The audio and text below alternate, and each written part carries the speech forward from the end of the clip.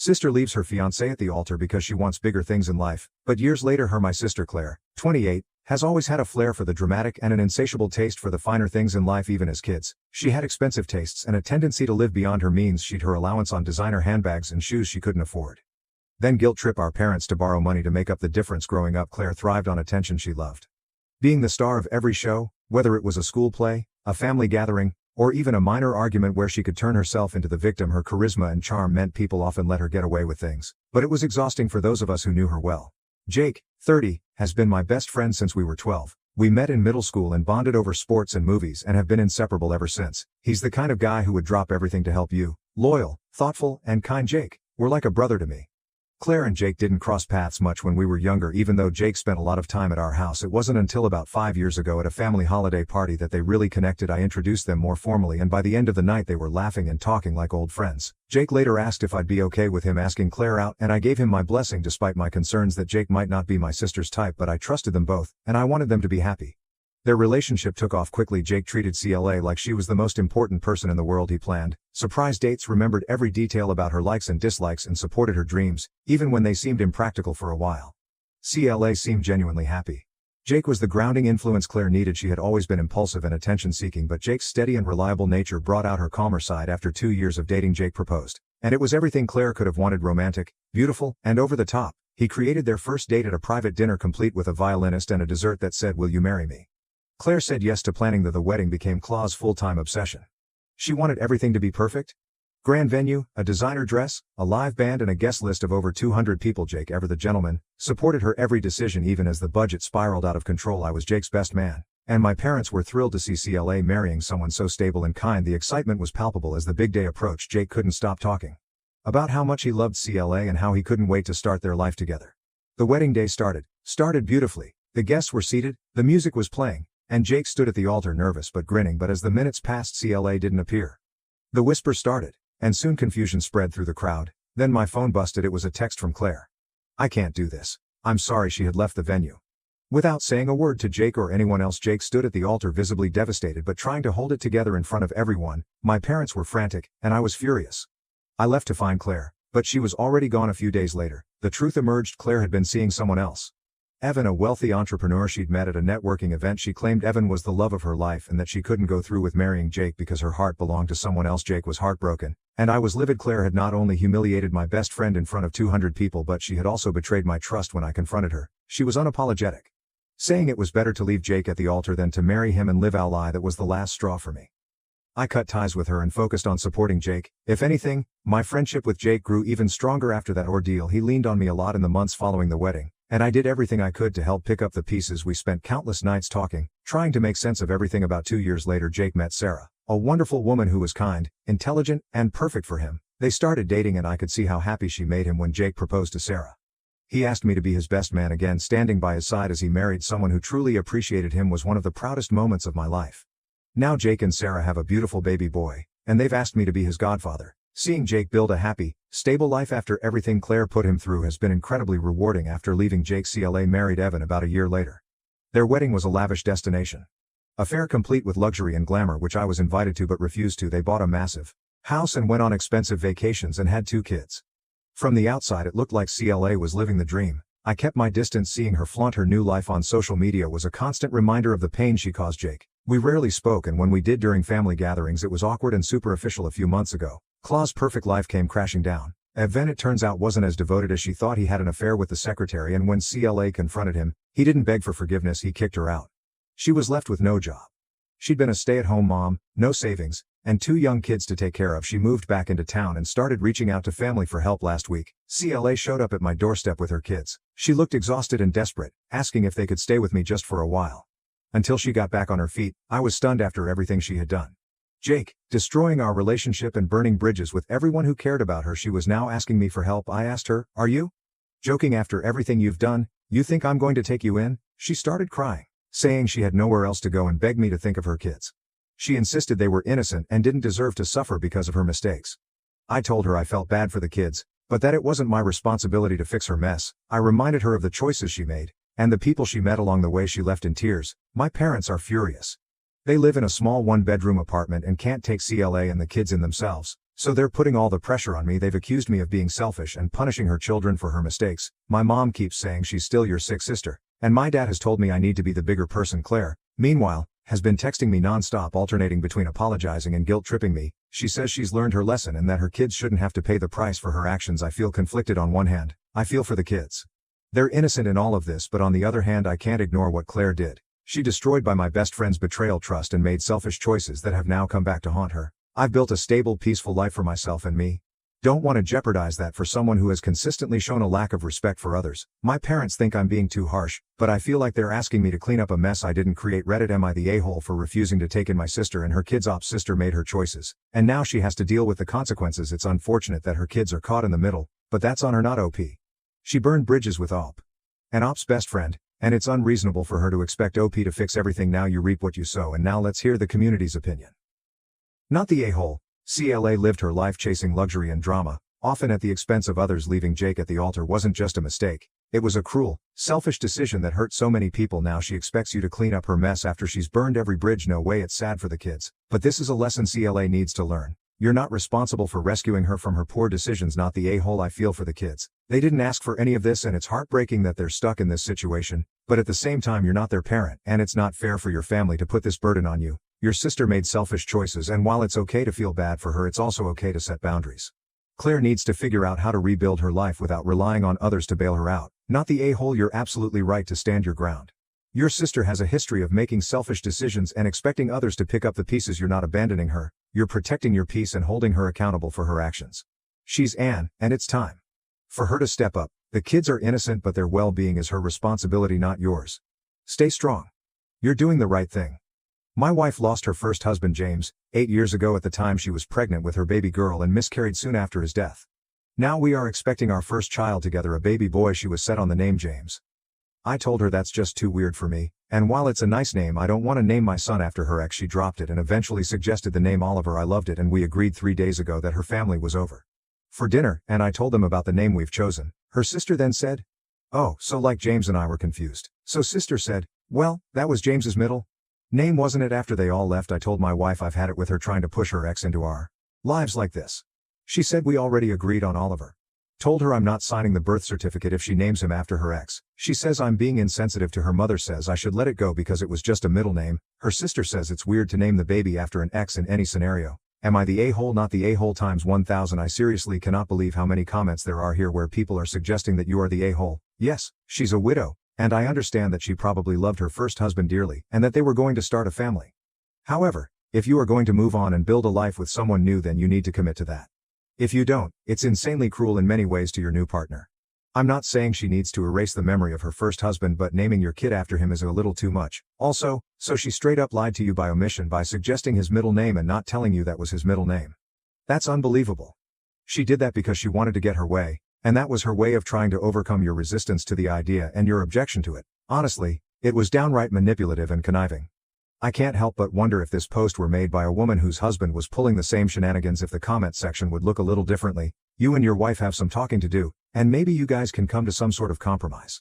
I would definitely discuss her deceptive behavior. If there wasn't a child involved here, I would probably say that you should walk away from the relationship because of the poor character she has shown, but there is a child involved. This is going to be a difficult conflict to resolve because you guys have a baby on the way, and she is clearly not over her deceased husband. Yes, the a-hole simply for describing your wife's late husband as an ex. Really, he passed away when they were still married. That makes him her late husband, not an ex. She shouldn't have lied to you about Oliver, so I guess it's really everyone here, but your constant reference to her ex 5 times just grates at me. Why so jealous? So my sister-in-law's husband's sister Jenny just had a baby girl. She named April. Imagines her mother and grandmother was born in April, and her other grandmother's name was Imogene. Jenny had names picked out for a while. Her husband Greg told her she had complete freedom with names. Jenny wanted to name her son Caspian George for her grandfather. Imogene's husband Greg's sister Donna was 3 months further along, with twins, a boy and a girl, when they were both pregnant. When Greg announced they were expecting with Jenny's permission, she wasn't there. Donna texted Jenny that it was her pregnancy year, and how dare she steals the spotlight with her Jenny's pregnancy. Greg and Donna's mother Catherine was thrilled about all the grandchildren. Jenny texted Greg, and he told Donna it would be great for all of the cousins to grow up together. That shut Donna up. Jenny said to me that Catherine and Donna had been constantly asking her about names. Jenny didn't tell them because she knew Donna would use them for her twins as revenge for getting pregnant in the same year, so I suggested decoy names together. We came up with him Clementine Greer and Dexter Wynn. Donna used the decoy names. Donna had a smug look when she announced the names. Donna remarked, "You had to choose a new name because I named my babies first when they were alone." Angry, and in pain from the birth, Jenny snapped at her that Donna used the decoy name since Jenny knew that Donna would pull something like this. I came in and Donna ran out crying. Catherine and Daniel moved to Greg's house to help with the baby since Jenny was still not recovered and in a lot of pain from the birth. Greg was exhausted taking care of Jenny. In April, Donna throws a fit even though her husband's parents moved into her home to help with the twins. Donna tells Jenny that they are her parents and that they need to help only her with the twins. Donna revealed the decoy names. Donna told Jenny that she had her own parents and why can't they take care of Jenny's family. Jenny's parents live in France and could not travel to the USA. Greg was sleeping in another room. Catherine and Daniel told Donna to get out. They told her that they were glad to help Greg and Jenny out, and Greg was their child too. Donna stormed out. Donna told the extended family and her husband's parents her edited version of events where Jenny initially deceived her with the names and how Jenny is forcing her parents to take care of the baby by themselves with no help from her. The people reached out to Greg and his parents to get the full story. They called Donna out for her aggressive behavior. Catherine, Daniel and Greg have gone no contact with Donna. Donna called Jenny, accused her of being a liar, turning everyone against her, giving her twins names and breaking up the family. Jenny blocked Donna, "Are my sister-in-law and I a-holes? You are not the a-hole, but Donna has some serious issues. You gave her twins names. She chose them also. I kind of want to smack Donna for all this complaining. Wish I could have kids. I'm terrible, but I like the decoy names. Play silly games, win daft prizes. There could be worse names. No contact sounds like the best thing is to feel sorry for her hubby. And twins, not the a-hole, not the a-hole." Having decoy names was a brilliant move. It sounds like Donna is a piece of work. Not just from what you said but also because extended family knew to reach out for the full story. It sounds like they know from experience not to trust her image, saddling a human being with a name you don't like just to score some petty points. I hope her partner is assuming she has one realization. What's happened and gets the names changed quick. My husband and I, 25 female, are newly married and expecting a baby. For context, I earn about $3,200 a month. Which is not a lot if you consider rent, $1,200, food bills and a baby. I'm also sponsoring my husband from the UK, and we are waiting on his immigration papers. Canada. For the past few months, my mom has been convincing me to get on her mortgage worth $800,000 after selling her $300K home and her retiring in 2 years. I put my foot down and said no. Because I spoke to the mortgage officer who stated that it would severely impact my ability to buy a home or qualify for debt. Given that I'm in such a large amount, I would also be held liable if she ever defaults. When I told her that, she was angry that I was listening to outsiders who know nothing instead of her and how she was only doing this to benefit me. I also told her I need my credit and debt ratio in good standing, as this would help me and my husband qualify for something down the line once he starts working, or if I need a line of credit for emergency expenses. And she started yelling at me and crying, telling me why God created her to be this good person who wants to help her kids but her kids don't love her back. Later on, she told me she was returning her car, in which I later found out was to buy a brand new and bigger one for about $35,000. She offered my husband and me to buy her old. I told her we would look into it once we get the prize, but I told her to keep in mind that my husband would be driving, and since he's new, insurance would be sky high. She said it would all be okay and to be organized with money, etc. The car dealer comes back with the price for her old car and it's worth $155,000 and $360 a month. Financing the foreign driver's insurance would be over $500 a month. When I got the figures, I said no, because once again we're on a single income, baby coming soon, and I'll get a pay cut during my leave, so we won't be able to afford it. My husband was more than okay with this and didn't like that my mom was getting me caught up and taking on debt, knowing our situation, and has never once offered to help us. When I told her, she yelled at me saying that she was helping us. Why won't you accept my help and fine? Go buy a rundown car. Don't come crying to me when it breaks down. I also told her that things are getting expensive and I need to save money. She went on a rant and said, "You've had that job for 3 years, you were single and had no kids. How much did you save, huh? How much do you have in savings, yet you can't even buy a car when I'm trying to help you?" I broke down crying because yes, I was single with no kids, but she was charging me $1,000 a month. Salary at the time was $1,800 a month and rent when her mortgage was $1,100. I paid the internet, hydro, gas and my credit card and food. She only shopped for food for her, myself, and my boyfriend. So I never had much left. But for a second I did believe I was bad with money and a failure for not being able to afford these things. Or the most savings I've done is with my husband, because he understands it's demanding, and we've been getting by with using public transportation, and I make more now, so I finally have enough to put money aside and pay off some debts I had from before.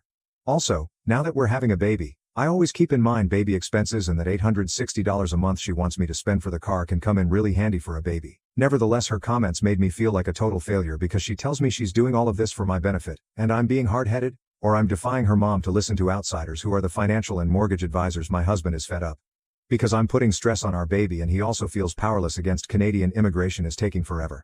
He believes that she has no right pocket. Watching us, he's so angry that he's thinking of moving us back to the UK with him away from her. He also wants to confront Her as my mom is making it seem like he's the one changing me for the worst because I'm choosing to share finances with him over her. I just feel awful, and I've been crying all day because I want to accept her help. But I know deep down if I do, how will my family survive? I'm just over it. Please. Do nothing financial for your mother regardless of what she says. Focus on your new family member, your home, your husband. Prioritize them and your needs and duck the duck off with your mother's BS. Say no, and then leave it to your husband. And advisors are correct. Your mother is trying to use you for her benefit, not yours. She's not trying to help you. She's trying to help herself. She's just guilt-tripping you to manipulate you into giving her what she wants. I'm pregnant with my first child. My sister-in-law, my husband's sister, has one girl, 3 years old, and she suffered one miscarriage 2 months ago. She announced she's pregnant again and her pregnancy was going well. I found out I'm pregnant 1 month ago, and my husband and I decided to host a dinner to announce the surprise of our own pregnancy as well. We hosted a dinner for my family. And during dinner my sister-in-law announced that she had miscarried again and she was devastated. We consoled her and tried to encourage her to feel better. At that point I felt so bad, and I had doubts about announcing my pregnancy, but because the dinner was out of nowhere, both my parents and my in-laws expected to hear some kind of announcement about something after some time passed. Then the consolation of my sister-in-law was over, and we moved on with other topics. My husband and I decided we should announce it since that's why we were hosting the dinner in the first place. We announced we are expecting, and we could tell my in-laws, and my sister-in-law with her husband were not that happy about it. My parents were delighted since it is going to be their first grandchild. My parents-in-law offered a cold congratulations, but they didn't say or do anything more than that and just skipped it altogether. I understood why they did that, and I knew the risk that this would happen when my husband and I decided to announce it, but my sister-in-law and her husband made comments about how it's insensitive that we couldn't wait, and we rubbed it in their face after what they've been through. My husband and I tried to defend our stance, saying that this is why we hosted the dinner in the first place, in order to share the happy news. My sister-in-law's husband said that as soon as sister-in-law announced her miscarriage, then we should forget about the announcement and change the topic or make up something fake and insignificant to announce, and how we are very insensitive for what we did. Am I the a-hole? Edit. They knew the dinner we hosted was in order for my husband and me to make an announcement about something. We told them when we invited him that we also have something to announce. They knew the purpose of the dinner, they just didn't know what the exact announcement would be. Who hijacks a dinner to announce their miscarriage? Why did she not send out the memo before the dinner? Why not give the host a chance to talk before bringing the mood down with her bad news? Why did she not pick a better time to make her sad announcement? Yeah. Her logic works against her too. Not the a-hole. Edited. To add no more telling them at all in the future. Let them find out on their own from now on. Not the a-hole. It's not your fault that they choose your dinner that you had solely for the purpose of making your announcement to make their announcement about the miscarriage. They should have waited until another time. I don't understand all the condemnation. I've had several miscarriages myself and wouldn't have ever announced one at a dinner party and bewitched out another pregnant woman out of jealousy. Since when is it okay to verbally a pregnant woman? And it was your event undertaken for a specific reason that they chose to hijack. It seems some people are expecting a level of consideration from you way over what you receive yourself and what they'd give themselves. Not the a-hole. Backstory: I, 25, female, have 4 sisters aging from 21 to 33 years old, while my younger sisters Amy, 21, and Keeney, 23, are awesome and super supportive and helpful. My 2 older sisters Leah, 28, and Sam, 33, is up for debate, having caused nothing but stress and mental exhaustion since day one of my engagement when I announced my bridal party, which included all my sisters as bridesmaids and my childhood friend as my maid of honor. Leah got super high, and Sam started arguing with me and finding flaws in all mine and my fiancé's decisions. It got worse as I took the entire wedding party and our mom dress shopping. After 2 salons and 10 dresses, I found my dress. However, Leah decided as I was changing back into street clothes that she would be trying on dresses herself. None of us knew where she went until she came walking out in what was my second choice. She smirked at me and immediately commented on how she knew she looked skinnier and better in it. For reference, yes, she is extremely thin, about 140 pounds at 5 feet 7 and dainty, but I myself weigh 145 pounds at 5 feet 1 with more muscle due to club volleyball. I was so frustrated with her having grown up with an overachieving family. It was nice to have time where I actually had everyone's attention on me. Sam didn't look fake. She actually took pictures of Leah and commented on how pretty she was. Kenzie and Amy was fuming. If anyone is from the South, they know of South Mama's wrath. Leah invoked it. Our mom ripped her a new one in order to save money. My fiancé and I chose to have friends, family, and ourselves do as much DIY and participate in bringing the wedding together instead of hiring a lot of vendors. Sam and Leah hate this. They both whine about how they want princess and expensive things, telling us we are doing it is wrong. My fiancé and I aren't materialistic. Both of us want to invite our family and friends to celebrate our happiness. It doesn't have to be extravagant, just special. When I tell them this, both of them always roll their. Leah has made a couple of remarks about how my fiancé could do better than me, but I'm brushing it off due to all her pettiness. But should I read into those more? Our photographer and baker are high school friends of my fiancé who messaged him 2 nights ago asking if he knew why Sam was going around saying the wedding was postponed due to fiancé getting cold. He was furious when he heard this. He called all his friends who were helping, And I called mine to reassure them nothing was wrong and the date was still set when I told my parents. Mom was furious. However, Dad just told me to calm down. And it was probably a misunderstanding. Leah and Sam both played dumb and acted like I was accusing them of something they didn't do, which made our dad even angrier and Sam's brat husband got involved. It feels like my bridal party is trying to sabotage me. I just don't want them to ruin a day meant to celebrate a new chapter in my life. Am I the a-hole for wanting two of my sisters not to come? Not the a-hole. You have every right to only invite the people who you want to have at your wedding. At the very least, I'd remove them from the wedding party. The whole wedding. For their terrible behavior. You'll likely get blowback from your family for doing that though, but I think you're justified in not one of them around.